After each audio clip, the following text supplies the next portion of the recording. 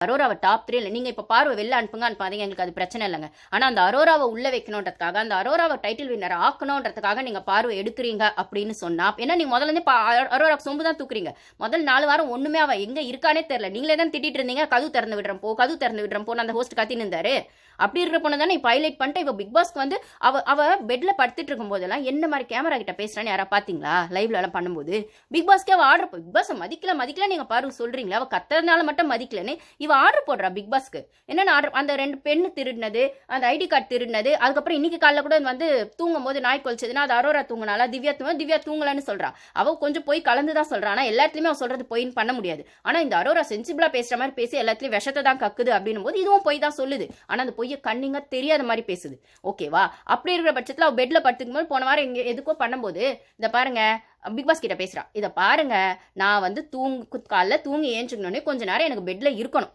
நான் வந்து கண்ணை மூடிட்டு கொஞ்ச நேரம் படுத்திருப்பேன். அது நான் தூங்கல. ஆனா நான் கொஞ்ச நேரம் வரைக்கும் பெட்ல வந்து இந்த வேக்கப் சாங்லாம் முடிஞ்சப்ப நான் கொஞ்ச நேரம் வரைக்கும் பெட்ல இருப்பேன். அப்ப பார்த்து இந்த நாயெல்லாம் நீங்க கொலை கூடாது. உங்களுக்கு தெரியும்ல, அப்படி டக்குன்னு பெட்ல இருந்து ஏஞ்சிக்க முடியாது. எல்லாருக்குமே அந்த தூக்கத்தோட அந்த கொஞ்சம் இருக்கும் அந்த விஷயங்கள்னா, அதை நான் கொஞ்ச நேரம் என்ஜாய் பண்ணிட்டு கொஞ்ச நேரம் கழிச்சு தான் எழுந்து வருவேன். அதுக்கு ஓகேன்னா அது கேமரா பார்த்து பேசுறா, மேக்கப் ஏதோ போட்டுக்கிட்டு ஆட்டிக்கிட்டு அந்த எதையோ கையில வச்சு ஆட்டிட்டு இருந்தா, அந்த லிப்ஸ்டிக்கோ ஏதோ ஒன்று பண்ணிட்டு கேமரா பார்த்து, சரின்னா தலையை ரைட்ல ஆட்டுங்க, தப்புனா இல்லைன்னா தலையை லெஃப்ட்ல ஆட்டுங்க. புரியுதா சொல்றது? பிக் பாஸ் கிட்ட பேசுறா.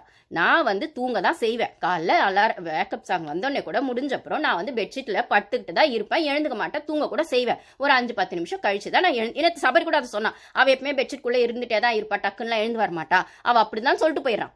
ஸோ அப்போ வந்து நாயெல்லாம் நீங்கள் கொலைக்கு விடக்கூடாது. இதுக்கு ஓகேனா இந்த டீலுக்கு கேமராவை இப்படி திருப்புங்க, இல்லைன்னா அப்படி திருப்புங்க, ஓகேவா அப்படின்னு. அதுக்கப்புறம் 2 பெண்ணியோ பென்சிலோ போன வாரத்தில் ஏதோ கையில் வச்சுட்டு யாரோ என்னென்னமோ திருடுறாங்க செய்கிறாங்க. இந்த 2 பென்சில் திருடுறது 2 பெண்ணு திருடுறது தான் உங்களுக்கு இதுவாக இருக்குன்னா, அது திருடுறதுங்கிறது விஷயம் கிடையாதுமா. ரூல்ஸ் மீறியா இல்லையா? எப்பயுமே ஒரு டாஸ்க் முடிஞ்சோடனே இருக்கிற பேப்பர் பென்சில்லாம் எடுத்து வந்து வெளில வைங்க, இருக்கிற பேப்பர் பென்சில்லாம் எடுத்துகிட்டு வந்து வெளில வைங்கன்னு சொல்லி பிக் பாஸ் சொல்லிகிட்டே இருக்காரு.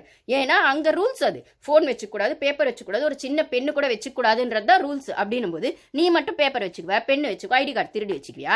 அதில் தான் அந்த காமருக்கு எழுதி காமிச்சேன். காமர் தான் அதில் அவனுக்கு பேர் வச்சிருக்காது. அதுதான் அந்த காமருக்கு எழுதி காமிச்சா. பேச மாட்டேன்னு எழுதி காமிச்சான்னு அவன் கேட்குறானே, எழுதி காமிச்சியா? இந்த மாதிரி எத்தனை ஆம்பளைக்கு எழுதி காமிச்சேன்? அவன் கானுக்குட்டிக்கு எழுதி காமிச்சியா? கமருக்கு எழுதி காமிச்சு, ஏன் விக்ரம்க்கு நாளைக்கு எழுதி காமிக்க போறியா? வெளில போ.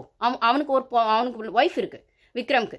நீ இந்த கேம்ல என்னென்ன பண்றியோ அப்படியே ரொம்ப ஃபீலிங்ஸ் பண்றாங்க அவன் விக்ரம். அவரோட ஃபீலிங்ஸா ஏதாவது வந்து சொன்னா, அந்த கமர் விஷயத்துல கூட நான் அவன் கூட நான் ரொமான்டிக்காக தான் பழகினேன். அதை வந்துட்டு அவன் அப்படியே மாற்றி சொல்லியிருக்கான். இத்தனைக்கும் அந்த பாருக்கிட்டையும் காமர்கிட்டையும் நான் சொல்லிட்டேன்.